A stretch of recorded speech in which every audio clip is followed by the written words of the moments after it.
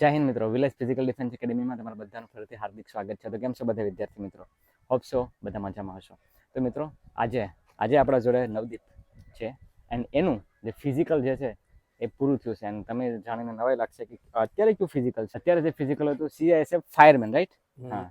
તો એનું ફિઝિકલ લેવા ગયું છે. ગુજરાતમાં ઘણા વિદ્યાર્થીઓ ફોર્મ ભર્યું નહોતું. નવદીપે ફોર્મ ભર્યું હતું, બરાબર, અને એનું ફિઝિકલ આપણે ચાલુ જ હતું, બરાબર. ટ્રેનિંગ તમે જોયું છે ને કે 150 અને 5 કિલોમીટરમાં એનું ટાઈમિંગ શરૂ થતું. તો એનો ગુજરાતમાં ઘણા વિદ્યાર્થીઓને ખ્યાલ નહોતો કે આમાં ક્યારે છે ને ઘણા એમ સમજીને ફોર્મ નથી ભર્યું કે બસ જગ્યા બહુ ઓછી છે, નહીં? તો કેટલી જગ્યા હતી એમાં? જગ્યા ઓલ ઓવર ઇન્ડિયામાં 1130 જગ્યા હતી. ઓલો ને આપણે ગુજરાતની કેટલી? ગુજરાતની 32 હતી. ગુજરાતની 32 હતી. ઓકે, તો નવદીપે ફોર્મ ભર્યું હતું એમાં એન્ડ બહુ શું કહેવાય કે આનંદ સાથે કહેવું પડે કે બહુ સારા ટાઈમિંગ સાથે એને કીધું છે. તો આપણે અપ ટુ ડેટ બધી માહિતી એમના જોડે લેવાના છે આજે, કે કઈ રીતના પૂરું થયું છે, કેટલામાં પૂરું થયું છે, કેમ નહીં એમ. તો અગર જો તમે મિત્રો વિડીયોમાં નવા હોય તો પ્લીઝ વિડીયોને લાઈક છે, સબસ્ક્રાઇબ જરૂરથી કરજો અને તમારા મિત્રો વર્તુળને જરૂરથી શેર કરાવડાવજો. તો ચાલો હવે વિડીયોની શરૂઆત કરીએ.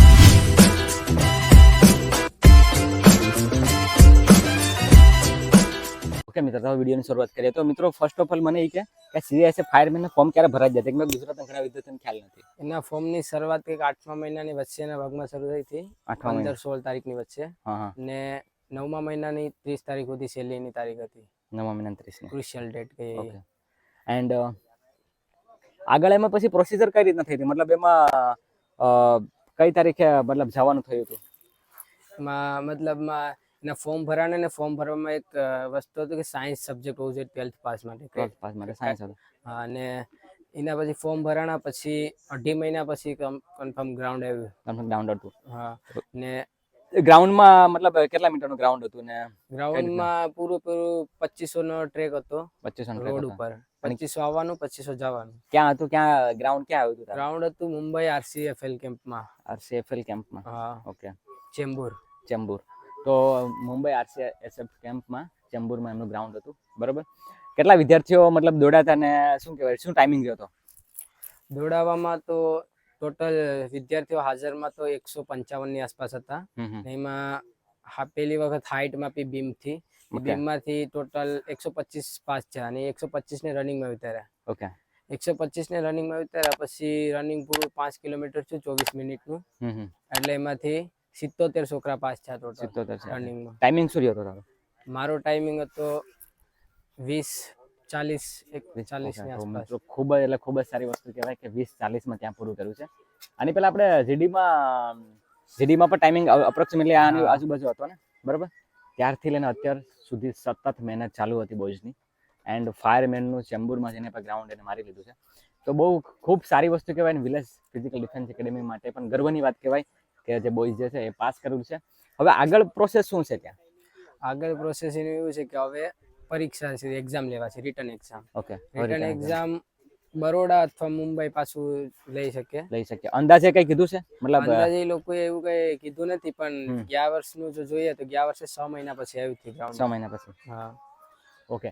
તો જે બી ગુજરાતના વિદ્યાર્થીઓ છે પાસ થયા છે ને CISF ફાયરમેનમાં, તો અંદાજે કંઈક 2-2.5 મહિના જેટલો ટાઈમ આપશે? હા, અંદાજ એટલો ટાઈમ આપે છે. ત્યાંના સ્ટાફે શું કીધું હતું? મતલબ સ્ટાફે તો એવી કઈ જાહેરાત કર્યું જ નથી કે કઈ પરીક્ષા લેવાય. ઓકે. તો મિત્રો હવે એક્ઝામ, બરાબર ને? કેટલા માર્કની એક્ઝામ આવશે? એક્ઝામ 100 માર્કની આવશે. 100 માર્કની. SSC GD નો સિલેબસ છે ઈ જ. તો same to same SSC GD નો સિલેબસ છે જે છે એ જ. અને અપ્રોક્સિમેટલી 2 મહિનાનો ટાર્ગેટ રાખીને ચાલજો. તમારું જે ફિઝિકલ છે એ થઈ ગયું તો હવે એક્ઝામ આવશે. ઓકે મિત્રો, તો હા તો એન્ડ મતલબ ત્યાં જે ઘણા વિદ્યાર્થીઓ પૂછતા હતા કે ભાઈ કેટલા તમારા ગ્રુપમાંથી આ બોયઝનો કેટલા ત્યાં મતલબ નંબર આવ્યો તો કેટલા નંબર આવ્યો તો ત્યાં મતલબ ટાઈમિંગ ખતમ કરનાર? રનિંગમાં એ એપ્રોક્સ ટોપ 5-6 ની વચ્ચે હતો. 5-6 ની વચ્ચે હતો. તો બહુ ખૂબ સારી વસ્તુ કહેવાય આપણા માટે કે એને બહુ ટોપમાં પૂરું કર્યું હતું.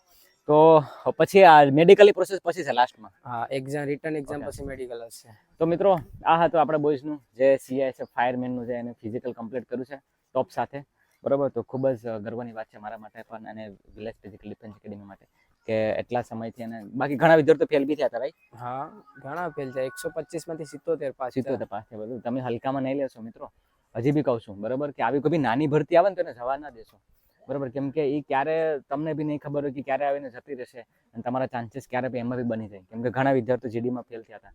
તો બસ આ વિડીયો બનાવવાનો એટલો જ માધ્યમ છે, સંદેશ તો તમને એ જ આપવા માંગીએ છીએ કે આવી કોઈ બી નાની મોટી ભરતી હોય તેમાં ફોર્મ ભરતા રહેશો અને એની તૈયારી કરતા રહેશો મિત્રો. બરાબર. બાકી ફિઝિકલને લગતું કંઈ પણ હોય મિત્રો, જસ્ટ આપણે સંપર્ક કરજો, હું નંબર આપી દઈશ. બરાબર. એમાં તમે સંપર્ક કરી શકો મારો. કંઈ પણ બાબતની હશે, ઓનલાઈન ઓફલાઈન બંને બેચ શરૂ છે આપણે અત્યારે. તમે જોવો છો અત્યારે ફિઝિકલને બોયઝને રનિંગ અત્યારે શરૂ છે ગુજરાત પોલીસવાળાનું. તો બસ આટલું જ હતું મિત્રો. હોપ છો તમને આ વિડીયો સારો લાગ્યો હશે. અગર જો સારો લાગ્યો હોય તો પ્લીઝ વિડીયોને લાઈક શેર સબસ્ક્રાઈબ જરૂરથી કરજો અને તમારા મિત્રો વર્તુળને જરૂરથી શેર કરાવડાવજો. બસ હું રજા લઉં છું. જય હિન્દ.